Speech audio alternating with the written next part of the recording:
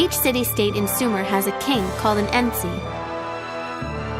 We believe he was chosen by the gods to rule us, and that it was the gods who gave us our laws. Our king makes judgments when people have arguments. He's in charge of all our trade with other cities. He decides who gets to farm our fields. And he makes sure the gods' temples are in good repair and that all the right offerings are made. He's got a whole lot to do. So obviously, he needs other people to help him do it. My dad is one of them, and of course my brother helps because he's a priest. Maybe I'll work there too when I'm older. Scribes keep records on clay tablets of everything that happens each year.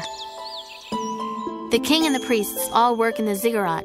It's full of offices and workrooms and storage spaces. To support the king and the priests, our people pay taxes throughout the year.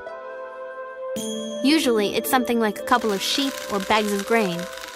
But there are taxes on almost everything. We get taxed on the livestock we own and on the fish we catch. We even get taxed on our funerals. In our city, every man who is head of a household has to pay a tax called the burden. It's not the usual kind of tax. It's time, not goods. The men have to spend time working for the government, doing things that help or protect the city. For example, my uncle helped to harvest the barley crop. Other men have to go dig out the irrigation ditches to keep them clear. Our neighbor sent one of his slaves to do his work. My dad says you're not supposed to, but people do it if they can afford it. All the taxes go to the king.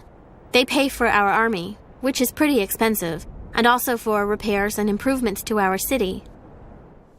My grandfather always says, there are priests and there are kings, but the tax man is the one you should be afraid of.